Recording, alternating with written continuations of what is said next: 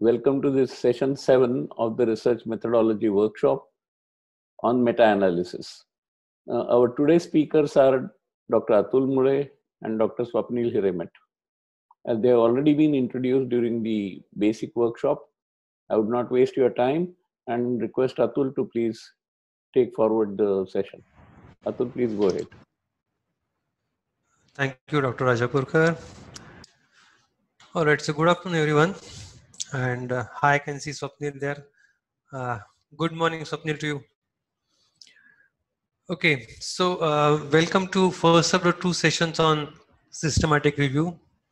I am thankful to Dr. Swapnil Hiremet to have agreed to conduct the two sessions along with me. So both of us will take parts in each session. So this is the first session we will start today.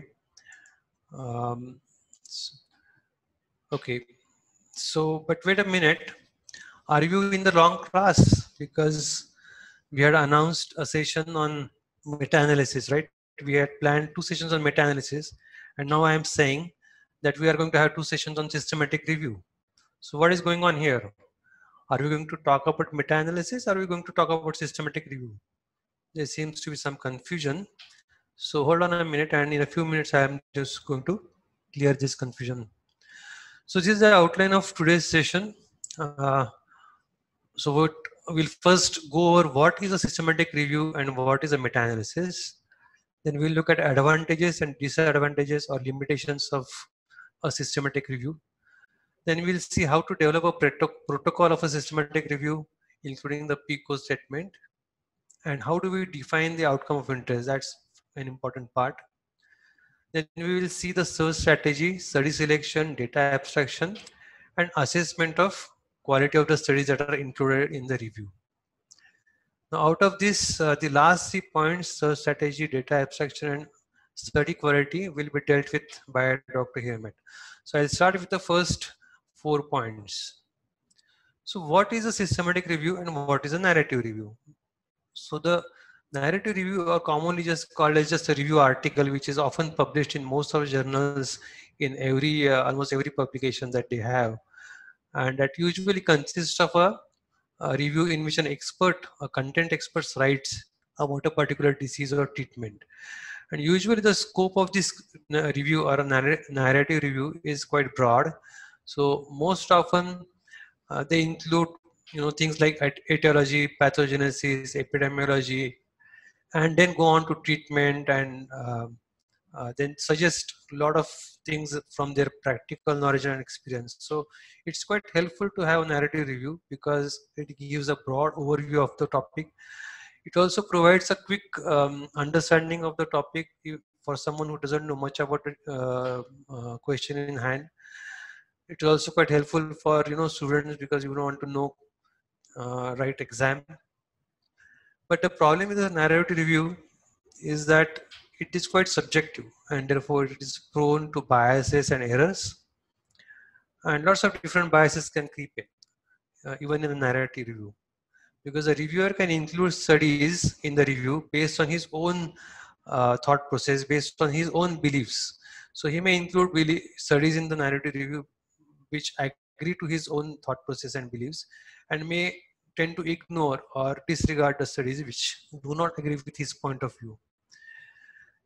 The studies which are included in the narrative review or the studies that are cited also have no formal or structured appraisal included. So which studies are given important and which studies are given less importance depends entirely on the reviewer's judgment. All important outcomes may not be considered or even given the due weightage in a narrative review.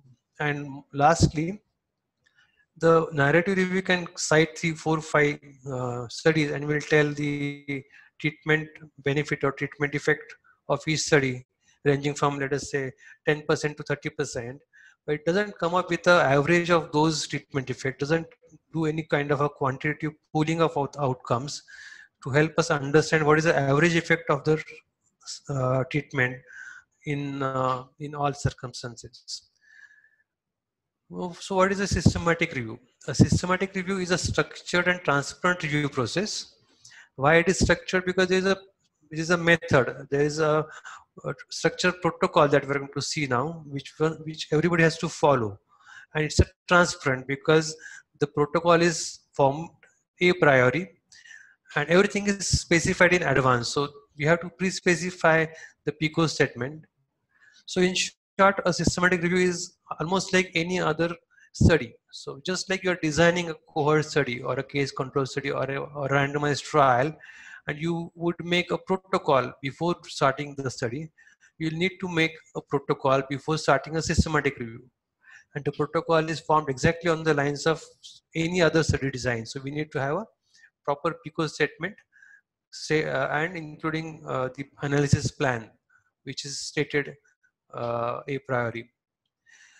Then the reviewer needs to identify all studies. An attempt must be made to identify all possible studies which are carried out on the question of interest, which would satisfy the eligibility criteria which are stated in the PICO statement. So this is one of the most important part and one of the most important difference between a narrative review and a systematic review. Identifying everything that has been done until now is very important because we want to know what is already known and what is not answered and what needs to be done later on. Once we identify the studies after an exhaustive literature search, we need to assess the quality of each study, included studies by some standardized instruments, and Dr. Hiromet will tell you about that. After that, the statistical pooling of all outcomes is done, and we then come to a summary estimate of the treatment effect, or sometimes it's called as a pooled estimate. And this would increase the precision of the estimate because you have multiple studies and multiple patients in the studies added together. So as you know, as the sample size, the so-called sample size increases, the precision will increase. Different different studies will have different outcomes, and we know that all studies will have slightly different outcomes. So systematic review will provide an opportunity to find out or to explore why these different studies are having different results. So exploring and understanding the reasons behind different outcomes in different studies is one of the important parts of systematic review. And lastly, it can point out gaps in the knowledge until now. As I said, we need to identify every possible study that will fulfill the eligibility criteria of a systematic review. So once we pull out every possible information that has been studied until now, then we will know what is not known until now, and that will help in designing future studies. In fact, many of the funding agencies will require you to do a systematic review of available evidence before they will fund any new research project, especially an interventional study like a randomized study. So this is an example of a standard narrative review. As you can see, what this article tells us about, it's a review of emerging developments in clinical and transitional IGA research. And it will also describe about novel findings and also the future strategies to improve the outcome. So it goes on from etiology, pathogenesis, pathology, and treatment, everything about IgA nephropathy. Whereas there are some examples of a systematic review in the same topic, but look at the focus questions that each of these reviews is trying to ask and trying to answer. So this is a systematic review about use of only corticosteroids in IgA nephropathy. What is the benefit of corticosteroids in IgA nephropathy? This review is trying to answer the role of ACE inhibitors or angiotensin receptor blockers in IgA nephropathy. So they are only concerned about this, a very focused or specific question. This is a third systematic review, which is looking at mycophenolate mofetil in the treatment of IgA nephropathy. So as you can realize that this is a very specific and structured process, and every review will have to decide its own scope. Sometimes the scope can be a little broader, like this particular systematic review of all immunosuppressive agents. It's a Cochrane review on IgA nephropathy, which has considered all immunosuppressive agents. But then this is still not considering ACE inhibitors. So they will have every review will have to define its own specific scope, and then try and answer the question using all available evidence during that scope. So much so about systematic review. So what is meta-analysis then? So meta-analysis is actually the statistical part of a systematic review. Meta-analysis is also defined as a statistical analysis of independent studies in which which aims to combine or pool effects of multiple independent studies to come with a single estimate of the treatment effect. So meta-analysis is nothing but only the statistical part of a systematic review in which results of multiple studies are combined to give you a single estimate of the treatment effect. Now, most often meta-analysis is a part of systematic review, although it is not essential. In fact, in certain situations after systematic review, you would find, or you would realize that conducting a meta-analysis may not be appropriate, and we will look at those kind of situations next week. So it is not an essential part, but it is often a part. And of course, you can do meta-analysis without conducting systematic review, although it is quite uncommon. Sometimes it happens that you know 3 or 4 or 5 important large trials, and you just want to know a sort of a summary treatment effect of all those trials. So you can just quickly do a meta-analysis without any systematic review, without considering all studies which have been done on that topic. But that's that estimate can be precise, but it could still be biased statement. So what are the limitations of a systematic review? Of course, the outcome of a systematic review or meta-analysis will depend on the type and quality of the studies which are included in the review. So you can't judge a systematic review unless you know what are the types of the studies that are included and what are the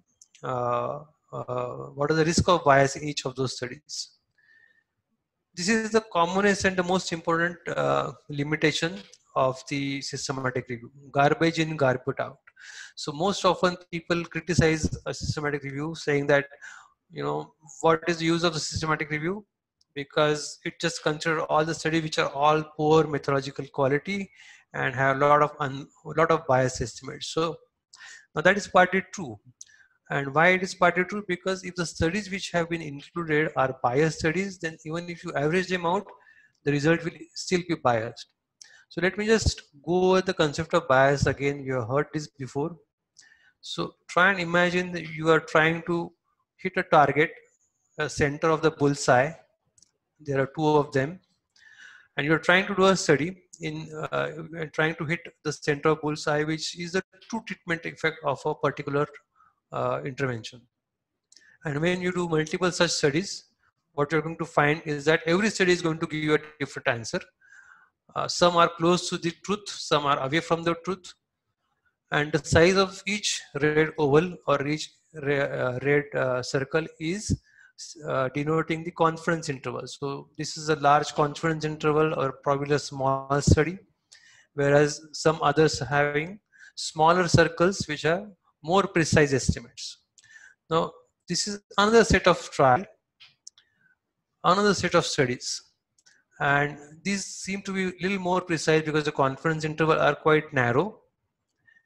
But you can appreciate the difference between this group and this group. In this group, even if the confidence intervals are large, if you average them out, the average estimate will be somewhere here, closer to the truth. Whereas in this group, if you average these all estimates which are look quite more precise, it will still be somewhere here, so away from the truth. So this first instance is a random error. So second instance is of the systematic error or bias. The point that we must remember is that if the studies are biased, even if they are large studies and highly precise studies, if you average them out to a single estimate, the estimate will still be away from the truth or will be a biased estimate. So therefore, we need to consider bias of included studies very carefully in every systematic review. Of course, a systematic review cannot correct the problems which are there in the design or conduct or analysis of individual included studies. And in addition to that, more biases can creep into a systematic review, such as a publication bias, and we are going to talk about that more later and also in the next session. Pooled estimate can give a false sense of precision, which is probably not true. And in a if you have a situation where there is a substantial heterogeneity between studies, then aggregate of the pooled estimate might actually be misleading. So not only it will be biased, but it will be quite misleading. It will not be appropriate to use that kind of estimate in one particular such a situation compared to other situation. So, as you know, as you are quite aware that there are with a variety of publication media available today, and lots of different news channels available today, you can virtually, predict which news will be carried by which channel, which news channel will highlight a particular news, which news channel will probably downgrade a particular news or give a certain kind of spin. And that kind of a thing happens every time in the publishing in any publication. Luckily, in the scientific world, the publication bias are not so bad, but they still do exist, and it's just a list of certain types of biases that we need to be aware of, and I'm going to talk a little bit about that more later. Now we come to a process of systematic review. How do we go about doing a systematic review? So again, I'll reiterate that it is just like any other study. So you need to formulate a review question or a central research question first. And the central research question then need to have a structure, which is the PICO statement, which now everybody is familiar about. So we have to have a PICO statement for systematic review as well. Once we have the PICO statement, then we need to define our search strategy and try and find studies which will be eligible according to the search strategy. And we try to go looking in every possible source, and Dr. Hirmat will tell you about that now. But that is one of the most important steps in systematic review. Identifying every possible study that has been conducted until now, which will satisfy the eligibility criteria. Once we have sort of gone through the search strategy, we'll probably arrive at hundreds of such articles, and we have to go through the articles and select out the studies which truly satisfy the eligibility criteria. And this needs to be done by 2 persons independently. So 2 persons will then go through the search that has come out and will decide which studies are eligible actually to be included in the systematic review. So why two persons are required? Because that will that sort of assures reproducibility and transparency.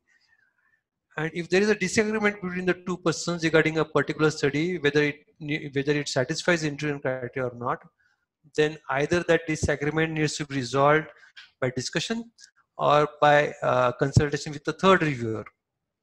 Similar process needs to be followed for data abstraction. So once we have identified the studies which are to be included in the review, then we need to abstract the relevant data again by 2 persons separately. And again, the same process needs to be followed.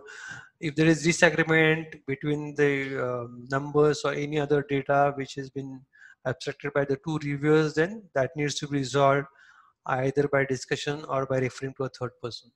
So this process is also very important because that will ensure reproducibility as well as transparency. Once we have done that, then we need to assess the study quality. After that, we analyze and present results.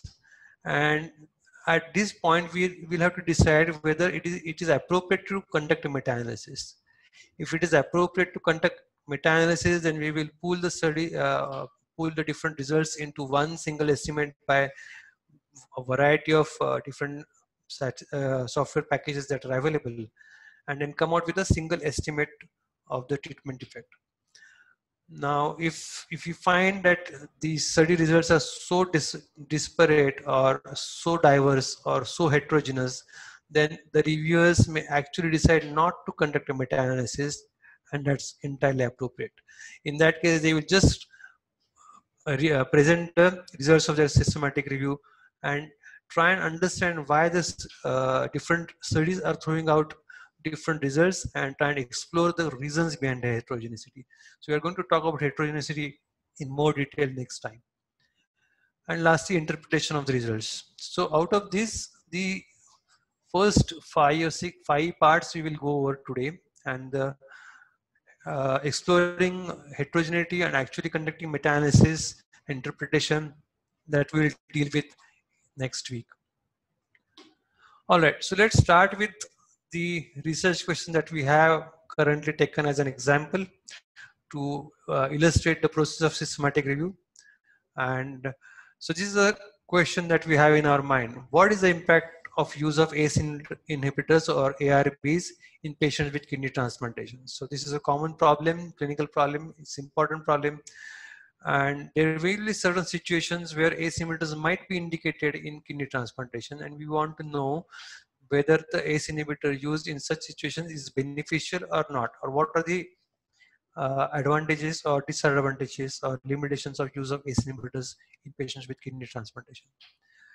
So after doing a lot of brainstorming, and you may go over a few trials or few studies or a few narrative reviews to understand the topic, then we need to come up with a PICO statement. Now, since all of you are familiar with PICO statement, I won't go too much in detail. I will straight away state a PICO statement for this particular review. So we can sort of state our PICO statement for this systematic review as follows. So in patients with kidney transplantation, does ACE inhibitors or ARB use for longer than 1 year compared to no RAS blockade lead to improved patient survival or graft survival? All right. Now you can define it further, but broadly what this says is that patients with kidney transplantation, so that's your patient population, ACE inhibitors or ARB use, that's your intervention, no RAS blockade, that's your comparator group, and outcomes are patient survival or graft survival. You can always refine this further depending on the topic in hand or the question in hand, depending on the intervention you are trying to study and depending on the outcome you are trying to study. For example, if you are trying to study, let us say, induction treatment in kidney transplantation, then you might have to decide whether you want to have high immunological risk kidney transplant, whether you want to have only patients with ABO compatible, or whether you want to also include ABO incompatible transplants.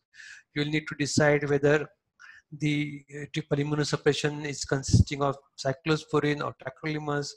You'll need to decide whether you want to include studies which have actually studied steroid withdrawal and all these kinds of things. So depending on your question at hand, you will have to refine this PICO statement even further. So you can keep refining and come up with your final PICO statement. The next most important question is actually the ES part, right? Or the ES or the ES part of the PICO test statement.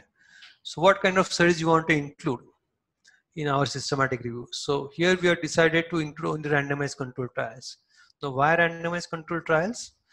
Because our question is about a therapeutic intervention, and we know that if we are trying to study a therapeutic intervention, then a randomized controlled trial will give the least biased estimate. And as we have said that we must have a biased, least biased studies included in the systematic review, so that the summary statistics that we are going to have at the end will have least amount of bias.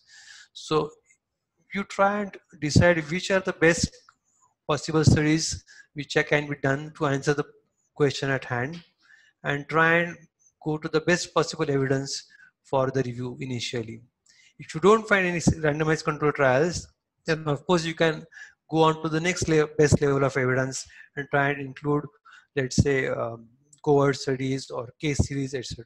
That's possible, but you try and include the best possible study design to answer your study question.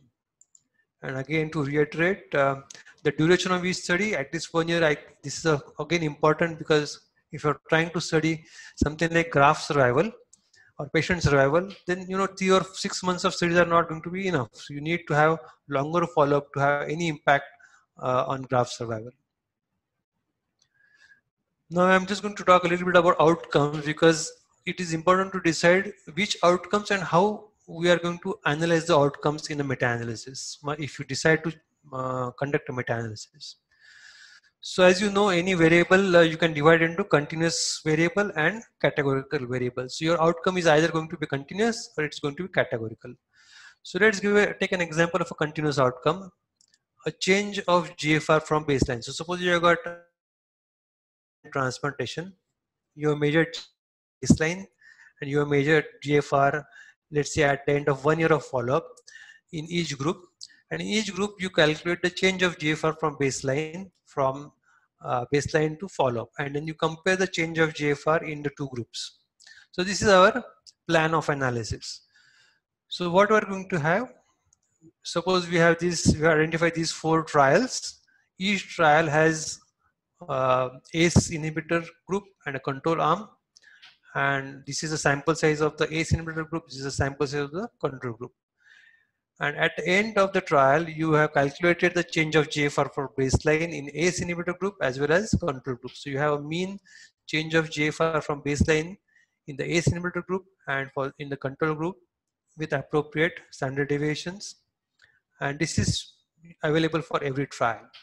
So now what we are interested in, how do we decide that ACE inhibitors are better or worse compared to controls? So the simple thing to do is, take a difference. You want to have difference between the two means. So you look at the difference between two means. So you just subtract one mean from the other mean. So mean 1 minus mean 2. So you just subtract the change of GFR in control group from the change of GFR in the ACE inhibitor group. And this you can calculate for every study. All right. Once you have done that, then you have got this last column in which you have difference of means in each study, and then you do certain kind of statistical procedures to arrive at a sort of an average or a pooled estimate of those 4 mean differences, and this is called as weighted mean difference. So weighted mean difference is the type of outcome which is used for continuous outcomes in meta-analysis. So if your outcome is continuous, you need to choose usually weighted mean difference. There's another type of outcome which is standardized mean difference, which is not very often required in clinical studies. So in clinical studies, often we go for weighted mean difference. So this is an example, actual numbers. Okay, so these are the 4 trials that we have. This is the sample size, and change of GFR in, let's say in trial 1 is -3, in trial 2 is +6. So mean difference is -3 minus +6, so it is -9.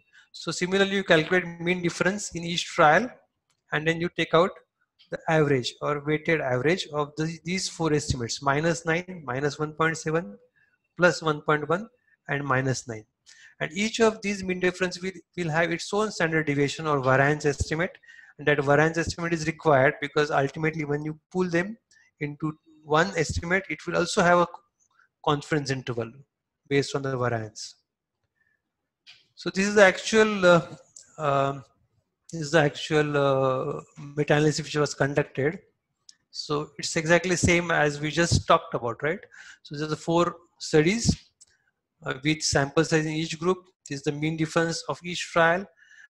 You can see in the forest plot the mean and 95% confidence interval, and at the end what we're going to have is a average of these 4 estimates.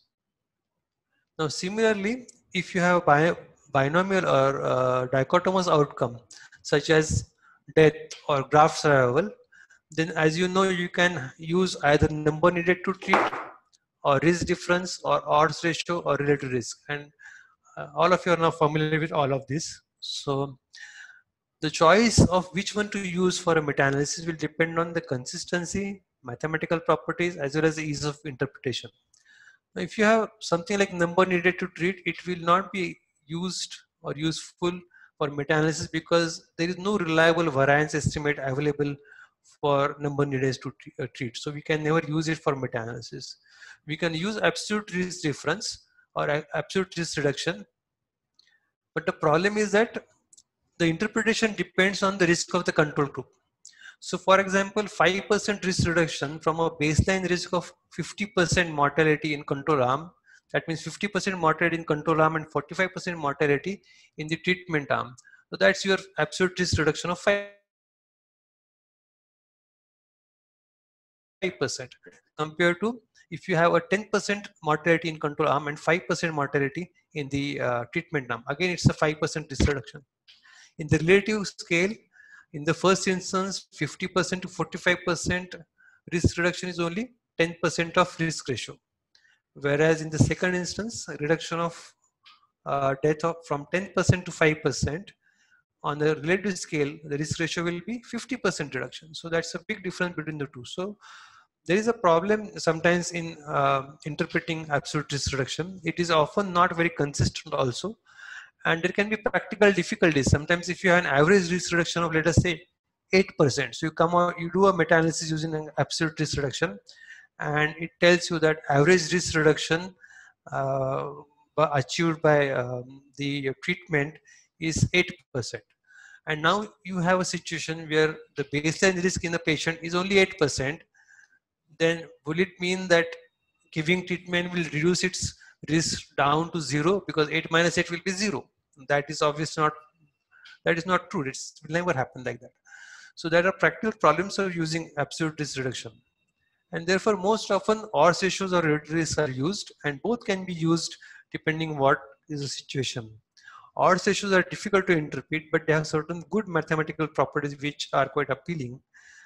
On a log scale, odds ratio is unbounded on either side, so that's very useful. And the other thing is, odds ratio doesn't depend how you code the event as an outcome. So whether you code your death as 1 or 0 doesn't matter, your odds ratio will remain same, whereas the relative risk will be much different.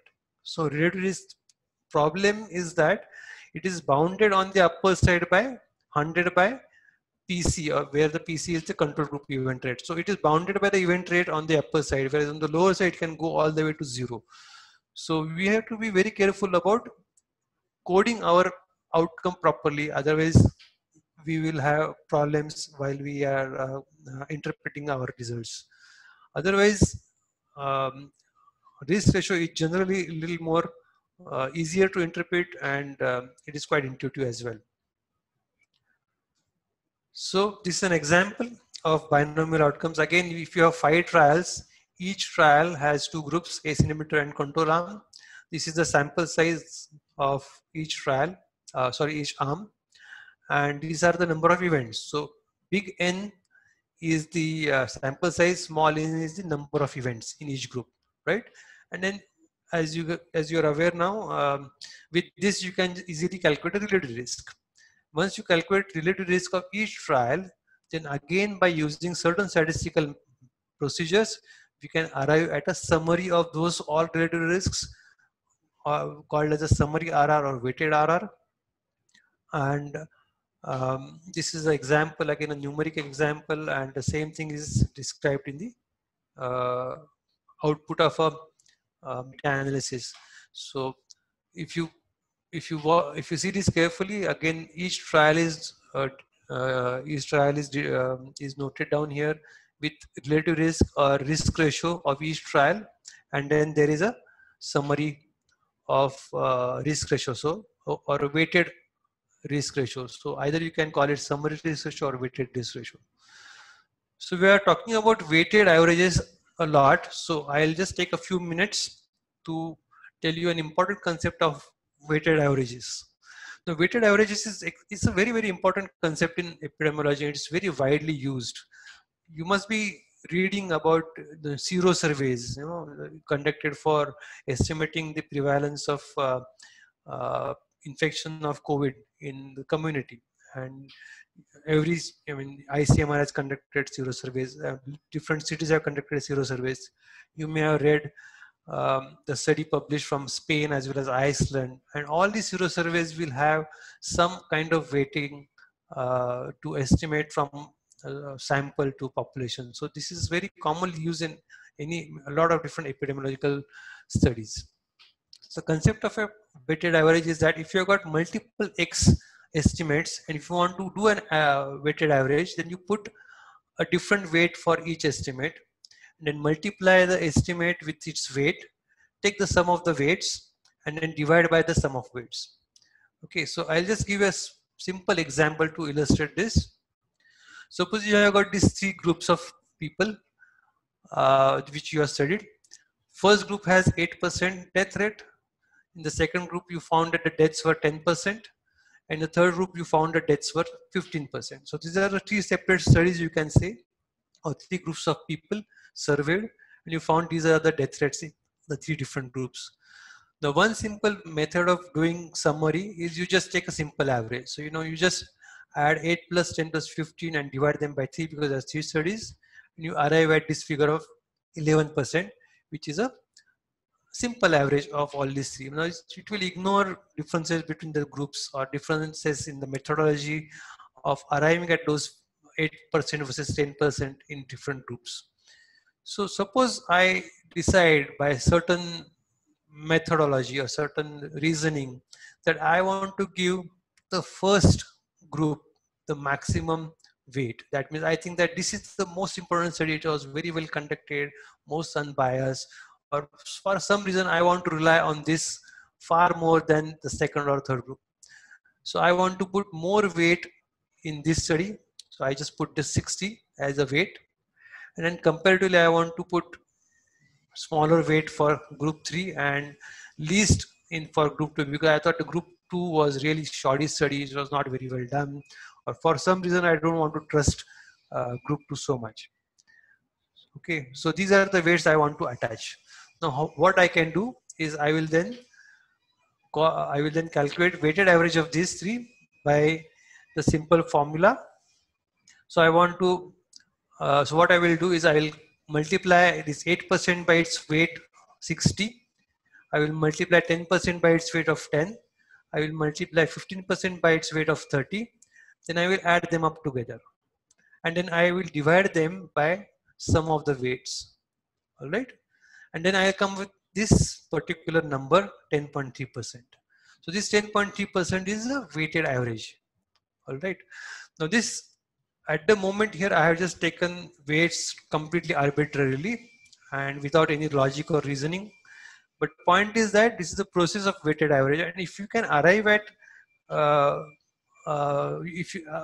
logical or systematic way of deciding weights of each study, then you can actually do the same kind of exercise to arrive at a weighted average of the estimates from different studies. So in fact, a pooled estimate of meta-analysis is nothing but weighted average of effect measures of individual studies.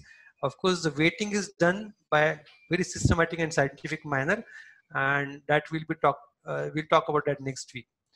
So I think I'm coming to the end of my talk. So I have told you about what are the differences between systematic review and narrative review, what we mean by meta-analysis and what we mean by systematic review, what are the advantages and limitations of them. We must look at a systematic review as a research project in itself and have to have a protocol and PICO statement, everything defined a priori.